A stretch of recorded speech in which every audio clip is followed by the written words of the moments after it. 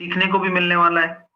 सोचो पहले आप कि अगर आपको कोई एक्स मानना हो जो 0 से 1 में मानना हो, जिसका स्क्वायर रूट निकालना भी आसान हो, जिसका स्क्वायर निकालना भी आसान हो, तो वह मैं एक्स क्या मानूंगा?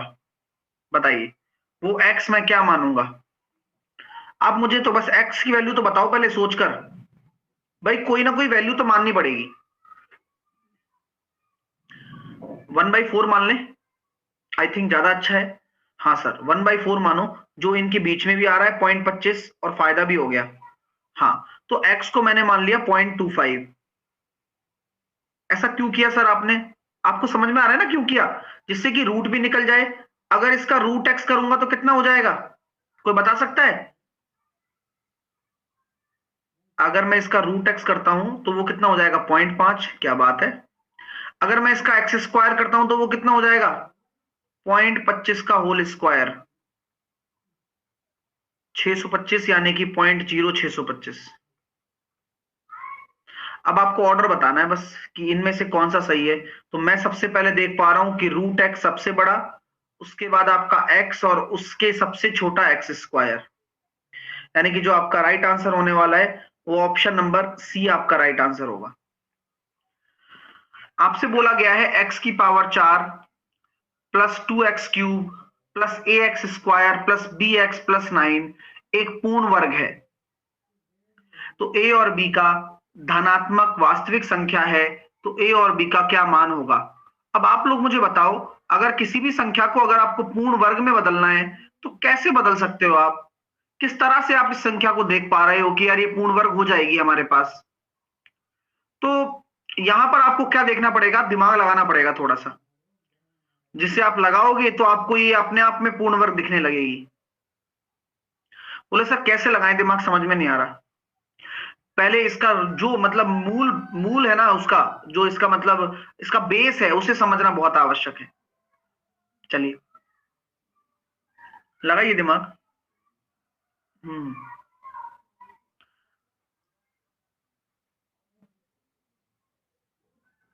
मेरे दिमाग में एक चीज आ रही है जिसे मैं आप लोगों के साथ डिस्कस भी करने वाला हूं, और वो काफी इंटरेस्टिंग भी है कि कभी भी अगर आपको पूर्ण वर्ग बनाना होगा तो आपको मैंने एक चीज बोली थी, जहर जहर को काटता है, कुत्ता कुत्ते को काटता है, हीरा हीरे को काटता है।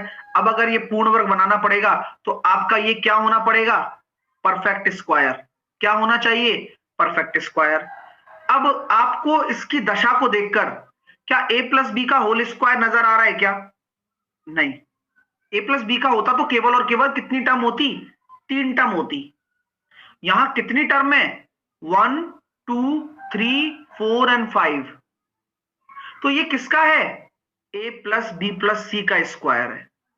बात आ रही है समझ में?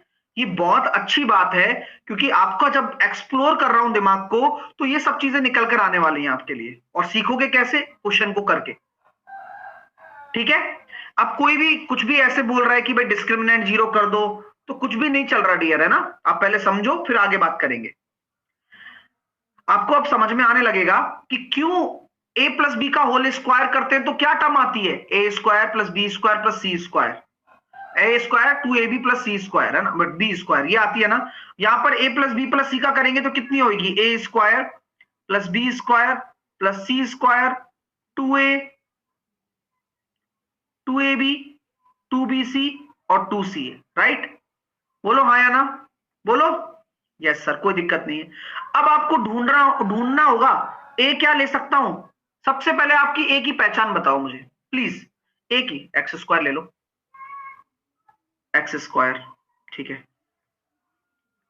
भाई, x² का स्क्वायर हो जाएगा, यहाँ पर x की पावर 4 हो जाएगा। अच्छा b को तो छोड़ो, क्या 9 ले सकते हो? 9, हाँ 9 भी बनेगा। यानी कि c कितना हो सकता है? 3। 3 का स्क्वायर 9। अब ढूंढिए ढूंढिए ढूंढिए, ढूंढो ढूंढो, सब मिलेगा।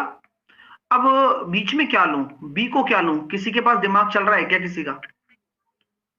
लगाओ लगाओ लगाओ। सर यहाँ x³ बन रहा है। अब x³ तब बनेगा जब आपके सामने ये अपने आप में क्या होगा? एक x होगा। क्या बात है सर। और तब ये x होगा तो ये क्या हो जाएगा? x²। मजा आ रहा है? तो बस अब आपकी तीनों टर्म आपको पता लग चुकी हैं। अब आपको क्या करना है, इसका होल स्क्वायर करना है। अब इज्जत से करो, ए स्क्वायर एक्स की पावर 4, ठीक है, बी स्क्वायर सी स्क्वायर प्लस 2ab यानी कि 2x³ प्लस 2ab हो गया। अब 2bc यानी कि 6x और 2ca यानी कि 2 इंटू कितना हो गया, 2ab और 2bc और 2ca, 2c और a। चलिए तो अब कंपैरिजन कर लेते हैं, ठीक है, कंपैरिजन कर लेते हैं। हाँ, तो हमारे सामने क्या क्या निकल कर आ गया जहां पर हम कंपैरिजन करने वाले हैं। तो देखो भैया, x की power 4 plus x square plus का 9 प्लस का 2x³ प्लस का 6x प्लस का 6x स्क्वायर। ठीक है माय डियर, समझ में आ रही है बात। अब एक चीज मुझे दिख रही है यहाँ पे साफ साफ कि एक्स स्क्वायर और ये आपस में जुड़ेंगे तो 7x स्क्वायर बन जाएंगे। x की पावर 4 2x³ को इसी ऑर्डर में जमा रहा हूं, ठीक है सर। ax स्क्वायर कितना हो जाएगा, 7a स्क्वायर प्लस bx कितना है 6x, 7x square 6x plus 9। Compare कर लीजिए, a बराबर 7 आ गया, b बराबर 6 आ गया। a बराबर 7 b बराबर 6, ऑप्शन नंबर सी आपका राइट आंसर होगा। नीचे दिए गए संख्याओं के लिए माध्यिका और माध्य का योग बताइए।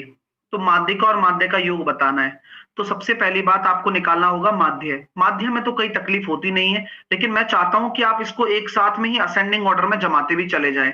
तो आपने यहां लिख दिया 3 3 फिर 4 फिर 4 फिर 4 फिर आएगा 5 फिर आएगा 6 फिर आएगा कितना 7 और फिर आएगा 8 और फिर आएगा 11। तो 2 2 4 5 6 7 8 9 10, 2 2 4 5 6 7 8 9 10, बिल्कुल सही है। तो सबसे पहले मैं निकालूंगा माध्य। माध्य क्या होता है, माध्य होता है मीन। मीन क्या होता है, किसी भी डेटा का, दिया गया डेटा का सम अपॉन नंबर।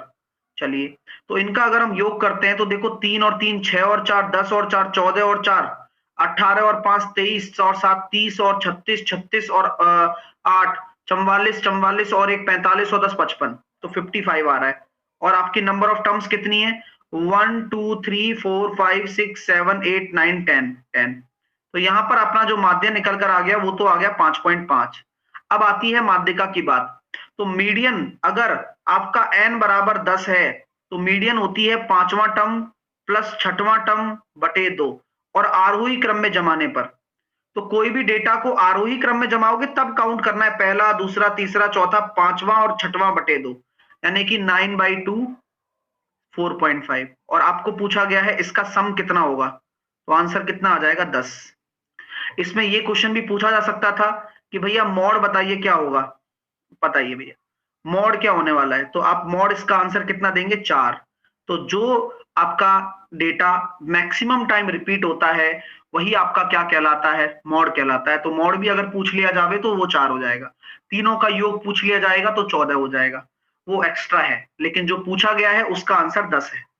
एक व्यक्ति है, चक्रवृद्धि ब्याज की दर से आपका जो धन निवेश करता है, धन निवेश किया उसने, बोला जा रहा है कि 2 साल में 2420 रुपए और 3 साल में इतना रुपए हो जाता है, तो मूलधन कितना होगा।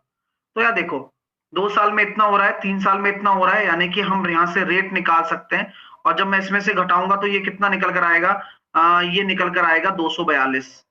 तो 242 2420 का इंटू 100, यानी कि जो आपकी रेट निकल कर आ रही है वो 10% निकल कर आ रही है। रेट बहुत सिंपल होती है, अगर आपको 2 साल का दे रखा है और 3 साल का दे रखा है तो जो डिफरेंस है 1 साल का ही है, तो डायरेक्टली रेट आप निकाल सकते हो। अब जब रेट आपकी निकल कर आ चुकी है मेरे प्यारे विद्यार्थियों, एक चीज आप मुझे बता दो बस, रेट 10% है तो 2 साल के लिए रेशो क्या होगा 10 से 11 और 10 से 11 होगा, नहीं होगा, हाँ सर। यानी कि 100 अगर आपका प्रिंसिपल है तो 121 आपका क्या होगा, अमाउंट होगा। और यही 121 अमाउंट किसके बराबर है, 2420 रुपए के। तो मूलधन निकल कर आ जाएगा। तो 1 रेशो बराबर आपका 20 आ गया, तो मूलधन कितना आ जाएगा, 100 का 20 गुना यानी कि 2000। यही आपका राइट आंसर है।